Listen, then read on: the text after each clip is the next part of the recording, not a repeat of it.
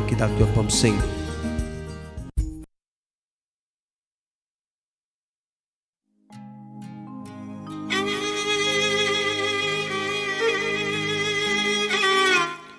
Hauzik thoronggi maka sathajarakpada thamjari live phone in program adungya pambai shei khanbagi thorom asida sijinajariba mobile number 7630944377 haiba number sida call tawbiraktuna adungya pambai shei khanbagi khudong chaba thamjari ngasigi ahanba caller lakhotjage hello Hello.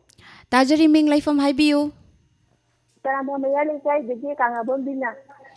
taramno sari kanga bambina chai sing unabirabro Midam kangam dro Facebook kitilam nang la data la halam dum takam jadi. hoi ado isai sing di unabirabro Tajare nada. kay mathel jabirage Ngalan dang nganu thong mo sai. yamna hawba mathel amani adubu isai sisu phange kamgamdraba Facebook ki sei nangna lapna tamna haribe sei si kana kana tami nagani habiyu Ai pura da kanga bom santidas. Ai isanupa bikas inong nuti premlata isanupi melody isanupa mangan. Ai le yam sigade se wan khai deji kemuni. Aduga ini tajare tam diamond tayi de bame yang tajare. thagachari isai simate mangambagi khudom chaba laigadro Mati kita yang jaga macam tahu tak lagi macam celak tu nak. Ada ada ada. hoi Nang malap matama, tama lagi Nang tayo. Nang wag ngam. thagachari isai kudol tamjarak lagi nangna lapna tamna kamgamdra Facebook hariba film asidagi Pusparani Ranbir Thauna Umananda Binoranjan Oinamgi Mekta Ranbir Thauna Masamang Nasarang Lebeshai Kudol Tamjari Mayam Puna Taminase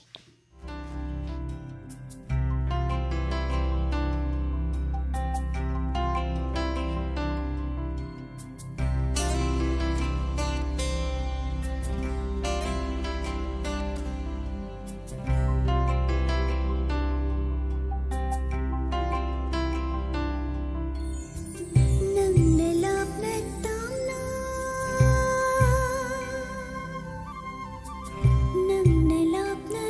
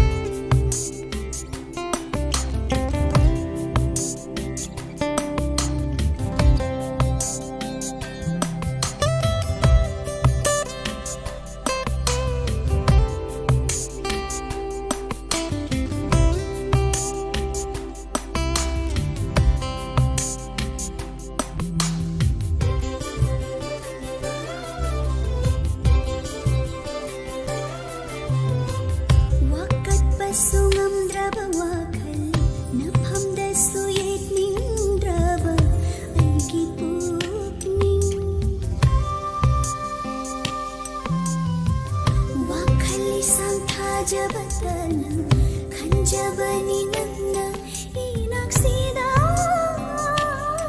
labour Lerana kada sambal oige kana chali koche Nungshi nangu aina nungshi badi no Lerana kada sambal oige kana chali koche Nungshi nangu aina nungshi badi no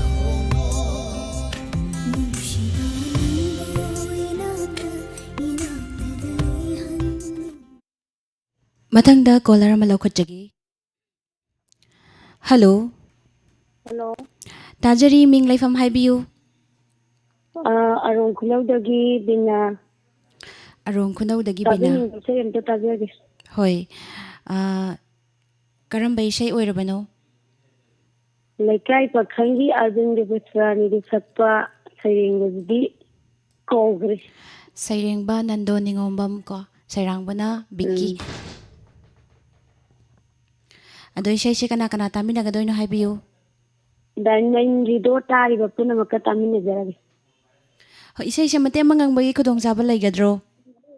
Isay di nga ngaroy. Tajari. Ahanda thangbarina isay di nga ngaroy. Hoy kudol tamjarak lagi. Laikay pakhang hariba film asidagi. Karam na nangbu kauro haibano. Isay kudol tamjagi.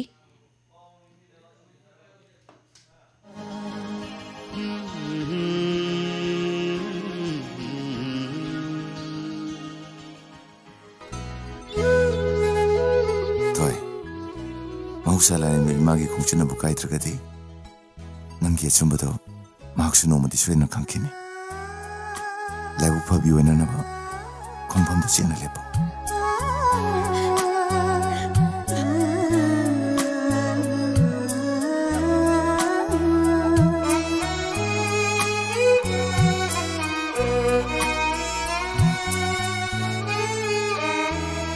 Karamna nangbu kauro haibano Kauba haitraba Thamuisina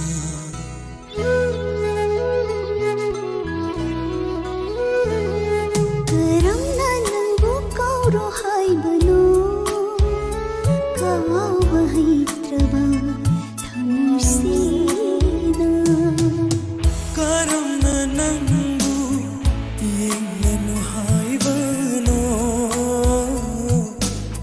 Karamna nangbu yenganu haibano yenjaraga binjaba imitsina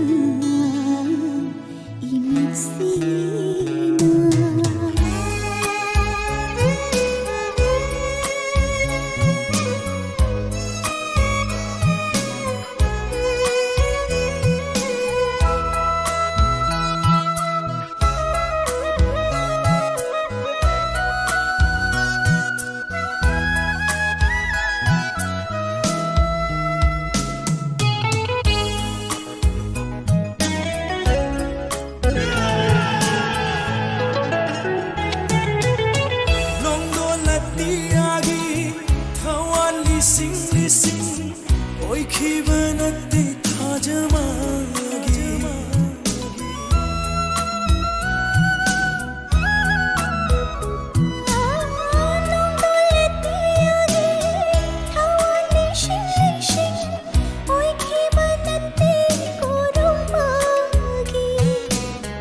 Kaina bagi Kalabagi rao khol Oi haure aigidi Pugningi ata fam Karamna nangbu kauro haibano Kawa haitraba Thamuisina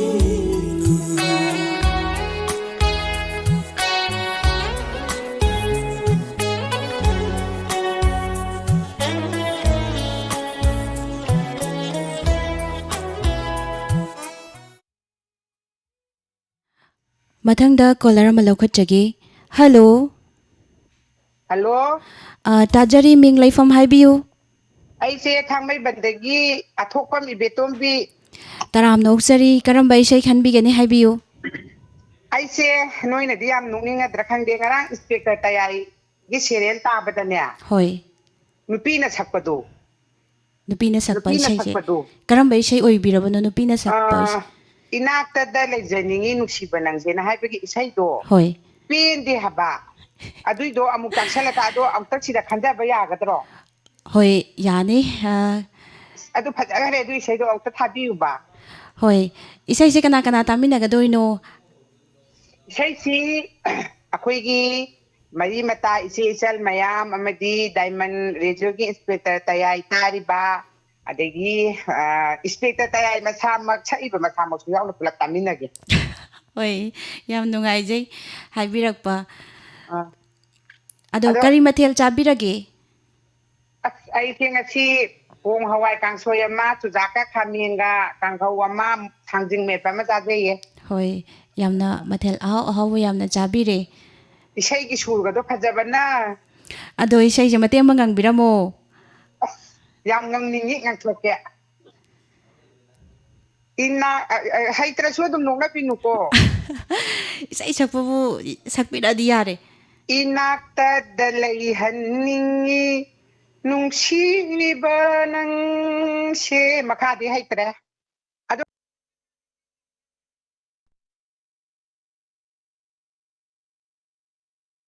ꯏꯁꯩ ꯁꯛꯏꯕ ꯑꯩꯈꯣꯏꯒꯤ inspector ꯇꯌꯥꯏꯗ ꯏꯁꯩ ꯁꯛꯏꯕ ꯃꯤꯁꯤ ꯃꯃꯤꯡ ꯈꯪꯖꯕ ꯌꯥꯒꯗ꯭ꯔꯣ ꯏꯁꯩ ꯄꯤꯌꯥ ꯍꯥꯏꯗꯤ ꯏꯟꯁꯄꯦꯛꯇꯔ ꯇꯌꯥꯏꯒꯤ ꯄꯤꯌꯥꯒꯤ ꯔꯣꯜ ꯂꯧꯔꯤꯕ ꯏꯁꯩ ꯁꯛꯏꯕ ꯏꯁꯩꯗꯨꯒꯤ ꯁꯩꯁꯛꯂꯤꯕꯤꯁꯦ ꯑꯩ ꯀꯃꯥꯏꯅ ꯍꯥꯏꯒꯗꯕꯅꯣ ꯑꯩ ꯏꯁꯥꯃꯛꯅ ꯁꯛꯈꯤꯕ ꯏꯁꯩꯅꯦ ꯑꯗꯨꯒ ꯏꯁꯥꯒꯤ ꯑꯩꯈꯣꯏꯒꯤ ꯃꯤꯡꯁꯦ ꯀꯩ ꯀꯧꯕꯤꯒꯦ ꯑꯩꯒꯤ ꯃꯤꯡ ꯅꯤꯔꯃꯂꯥ ꯊꯥꯡꯖꯝ ꯑꯁ ꯏꯕꯦꯝꯃ ꯑꯗꯨꯝ ꯁꯛꯎ ꯅꯈꯣꯟꯁꯨ ꯐꯖꯩ ꯅꯨꯡꯁꯨ ꯅꯨꯡꯁꯤ ꯏꯁꯩ ꯃꯃꯩ ꯇꯥꯕꯒꯅ ꯅꯨꯡꯉꯥꯏꯔꯤꯕ ꯅꯁꯛꯁꯨ ꯐꯖꯔꯝꯒꯅꯤ ꯑꯗꯨꯝ ꯊꯥꯒꯠꯆꯔꯤ ꯁꯛꯎꯀꯣ ꯍꯣꯏ ꯊꯥꯒꯠꯆꯔꯤ ꯃꯥꯡꯒꯣꯜ ꯑꯣꯏꯌꯨ ꯃꯤꯀꯣꯛ ꯊꯣꯡꯉꯨ ꯑꯗꯨ ꯏꯁꯩꯗꯣ ꯌꯥꯝ ꯇꯥꯅꯤꯡꯉꯦ ꯊꯥꯔꯛꯑꯣ ꯍꯣꯏ ꯊꯥꯖꯔꯛꯑꯒꯦ ꯏꯁꯩꯁꯦ ꯑꯩ ꯏꯁꯥꯃꯛꯅ ꯁꯛꯆꯕ ꯑꯗꯨꯒ ꯄꯨꯁꯄꯥꯔꯥꯅꯤ ꯂꯥꯏꯁ꯭ꯔꯝ ꯑꯩꯈꯣꯏꯒꯤ ꯁ꯭ꯇꯥꯐ ꯑꯃ ꯑꯩꯈꯣꯏꯒꯤ ꯄꯨꯁꯄꯥꯔꯥꯅꯤ ꯂꯥꯏꯁ꯭ꯔꯝꯅ ꯏꯁꯩ ꯃꯌꯦꯛ ꯑꯁꯤ ꯏꯕꯤꯕꯅꯤ ꯑꯗꯨꯒ ꯑꯩꯅ ꯁꯛꯆꯕ ꯑꯗꯨꯒ ꯏꯁꯩꯁꯤꯒꯤ ꯃ꯭ꯌꯨꯖꯤꯛ ꯏꯔꯤꯕ ꯗꯤꯔꯦꯛꯁꯟꯗ ꯄꯨꯁꯄꯥꯔꯥꯅꯤꯕꯨꯁꯨ ꯊꯥꯒꯠꯆꯔꯤ ꯍꯣꯏ ꯕꯤꯅꯣꯗ ꯀꯨꯃꯥꯔ ꯏꯁꯩꯁꯤꯒꯤ ꯃ꯭ꯌꯨꯖꯤꯛ ꯗꯤꯔꯦꯛꯁꯟ ꯄꯤꯕꯤꯔꯤꯕ ꯏꯁꯩ ꯈꯨꯗꯣꯜ ꯇꯝꯖꯒꯦ ꯍꯣꯏ ꯍꯣꯏ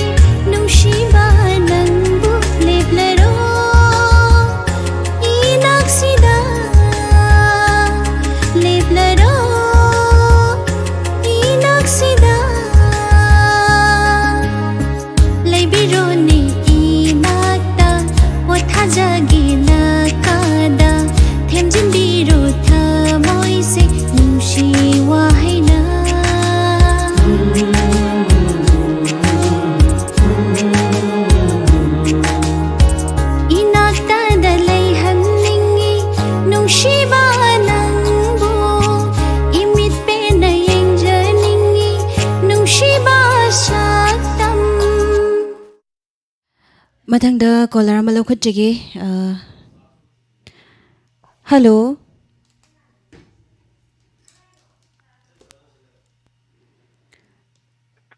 ꯍꯜꯂꯣ Hello? ꯇꯥꯖꯔꯤ ꯃꯤꯡ ꯂꯩꯐꯝ ꯍꯥꯏꯕꯤꯌꯨ Lami natin may yung telephone nila. ꯀꯔꯤ ꯏꯁꯩ ꯈꯟꯕꯤꯒꯗꯣꯏꯅꯣ ꯍꯥꯏꯕꯤꯌꯨ Like the film di kaya ang goita si Simitara sa like hindi kung to kasi doon dapat ꯏꯁꯩꯁꯦ ꯀꯅꯥ ꯀꯅꯥ ꯇꯥꯃꯤꯟꯅꯒꯗꯣꯏꯅꯣ dito tayo may ang kami na yan. ꯏꯁꯩꯁꯦ ꯃꯇꯦꯡ ꯉꯝꯕꯒꯤ ꯈꯨꯗꯣꯡꯆꯥꯕ ꯂꯩꯒꯗ꯭ꯔꯣ Ano tiyo mga ngagi ba da? ꯍꯣꯏ ꯉꯥꯡꯕꯤꯔꯛꯑꯣ Like the bigum mutirabi kusum heidu sa indikaya. Idang ta dalo sa darage. ꯊꯥꯒꯠꯆꯔꯤ ꯏꯁꯩ ꯈꯨꯗꯣꯜ ꯇꯝꯖꯔꯛꯂꯒꯦ ꯂꯥꯏꯖ ꯐꯤꯂꯝꯗꯒꯤ ꯑꯦ.ꯀꯦ ꯌꯥꯡꯒꯣꯏ ꯑꯃꯗꯤ ꯁꯨꯁꯃꯤꯇꯥ ꯑꯅꯤ ꯄꯨꯟꯅ ꯁꯛꯃꯤꯟꯅꯔꯤꯕ ꯏꯁꯩꯅꯤ A ꯌꯥꯡꯒꯣꯏ Khaidem ꯏꯃꯣꯒꯤ ꯃꯌꯦꯛꯇ A ꯌꯥꯡꯒꯣꯏ ꯃꯁꯥꯃꯛꯅ music direction ꯄꯤꯕꯤꯔꯤꯕ ꯏꯁꯩ ꯂꯥꯏꯔꯦꯝꯕꯤꯒꯨꯝ ꯈꯨꯗꯣꯜ ꯇꯝꯖꯔꯤ ꯃꯌꯥꯝ ꯄꯨꯟꯅ ꯇꯥꯃꯤꯟꯅꯁꯤ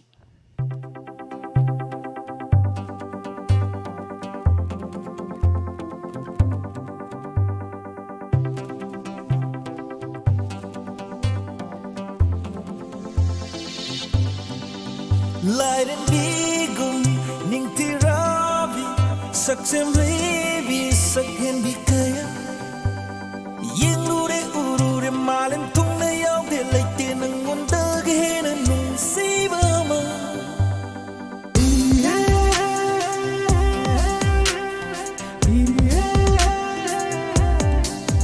Lairenbigum ningtirabi saksem levi sakhen bikaya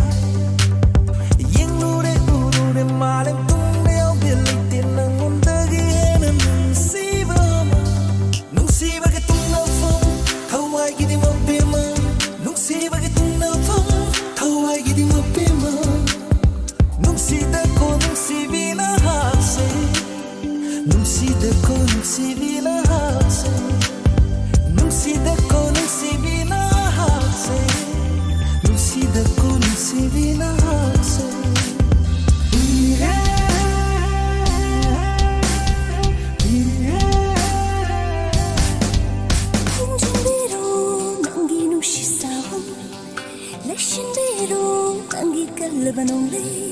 Sarage jagoi nong legi tan thada sarage jagoi nong legi tan thada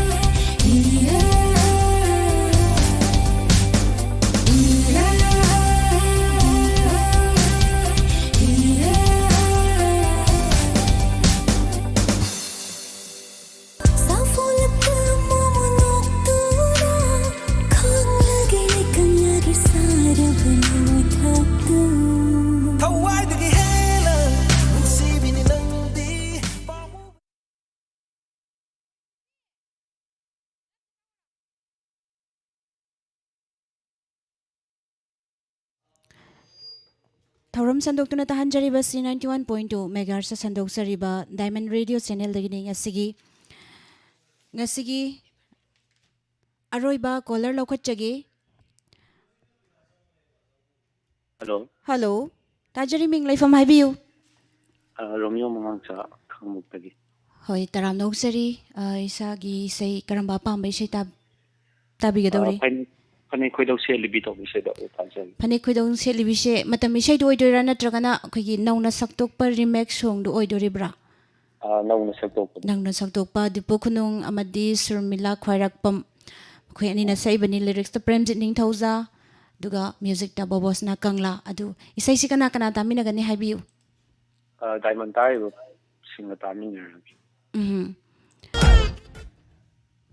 Thagachari haningai leitana isai kudol tamjiragi ngasi aroiba caller ni.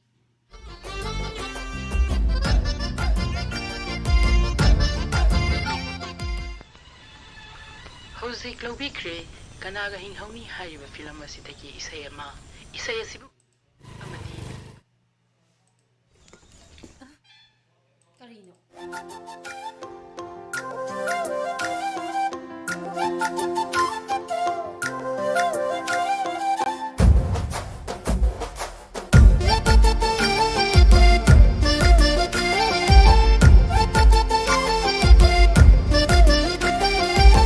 Panek khoi dong se libi samlang koi kak na ribi Panek khoi dong se libi samlang koi kak na ribi Thonggal gi porol pairam dai jangdam ningai leita na fajabi Thonggal gi porol pairam dai jangdam ningai leita na fajabi Ngai khumuk ta ngai khumang da chat libi sakhang da bi Ngai khumuk ta ngai khumang da chat libi sakhang da bi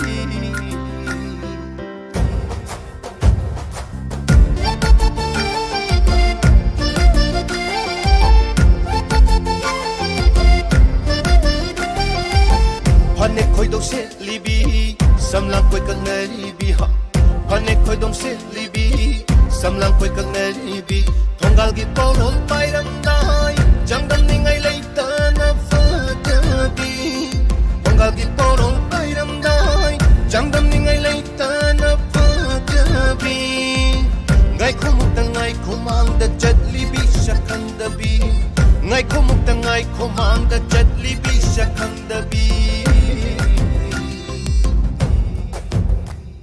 Sakhangdaba nang bukanano itong inaragliba Sakhangdaba nang bukanano itong inaragliba Namay do itak-tak kano lambi surok ng ausinano Namay do itak-tak kano lambi surok ng ausinano Namay do sawon pero ang baro ng bu Namay do sawon pero ang baro ng bu Napi ubay adaba Napi ubay adaba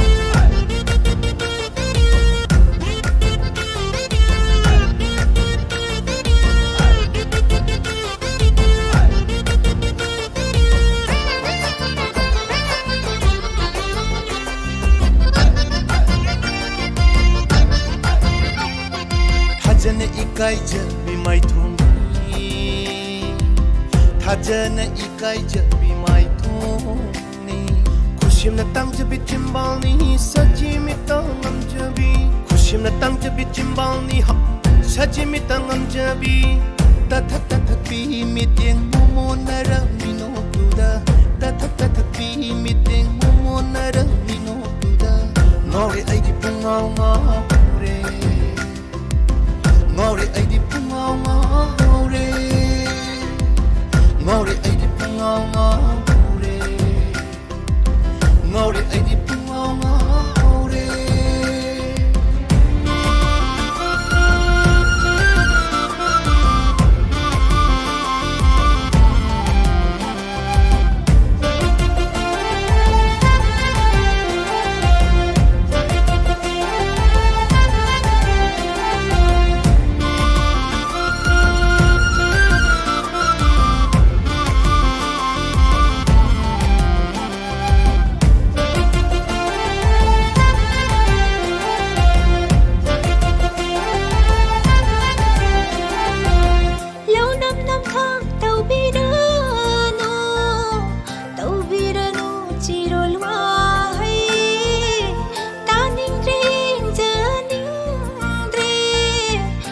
ꯊꯛ ꯄꯂꯝꯒꯤ ꯈꯣꯏꯃꯨ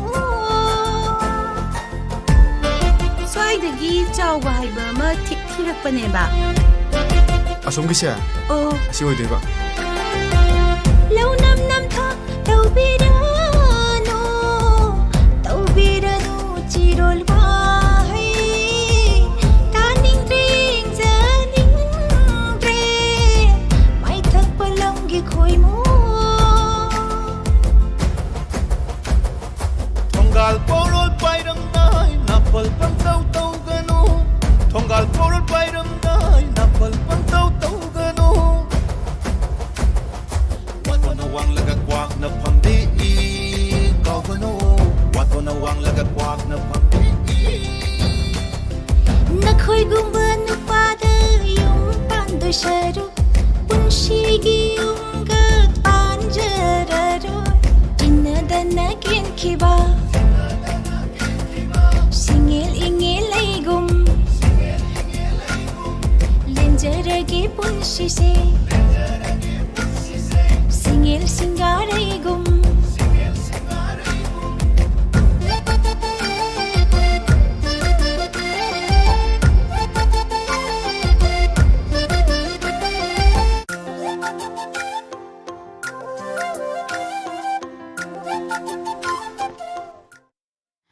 Isay asiga loinana Sandokzariba live phone-in program matang asida loisinjari tabiriba singbu thorom asida saruk yabirikiba sing amuka hanna thagatjari tabiriba singbu khurumjari hauzik mathangda amuk taba phongbigani ngehaki matungda rasifal amadi matam matamgi wafam